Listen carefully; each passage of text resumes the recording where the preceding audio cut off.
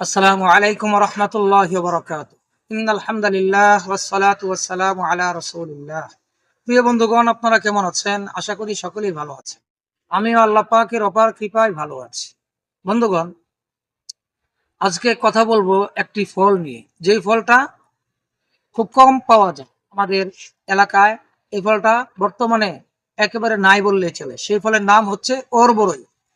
অরবরই অঞ্চল ভেদে এর বিভিন্ন নাম আছে, তবে অরবরই বললে সকলেই চিনে। তো এই বড়ই আসলে এর ভিতরে আল্লাহ তাআলা অনেক গুণ ক্ষমতা দান করছে।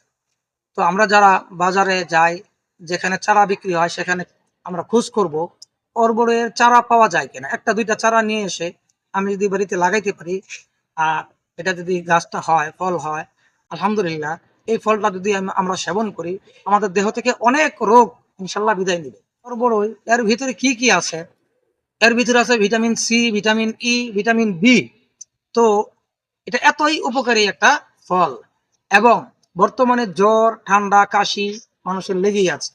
এই জ্বর, ঠান্ডা, কাশি দূর করতে এই অরবরি অত্যন্ত ভালো কাজ করে, এবং লিভার সুরক্ষায় খুব ভালো কাজ করে, এবং বহুমূত্র, যাদের বেশি বেশি প্রস্রাব হয়, হুম, এই ঘন প্রস্রাবের ক্ষেত্রে খুব ভালো কাজ করে।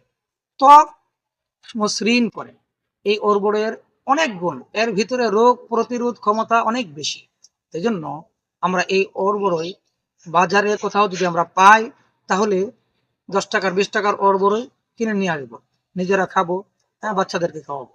আবার এই অর্বরই দিয়ে সুন্দরভাবে আচার বানানো যায়। আচার বানিয়ে আপনি, হ্যাঁ, রেখে রেখে আপনি সারা বছর খাইতে পারেন। বন্ধুগণ, এই অরবরই এর চারা আপনারা কিনে বাড়িতে একটা দুইটা লাগাইবেন, এই গাছের যত্ন করবেন। অত্যন্ত ভালো একটি ফল। বন্ধুগণ, ভিডিও ভালো লাগলে লাইক করবেন, কমেন্ট করবেন, সাবস্ক্রাইব করবেন, আমার জন্য দোয়া করবেন, আমিও দোয়া করি। আসসালামু আলাইকুম ওয়া রাহমাতুল্লাহি ওয়া বারাকাতুহু।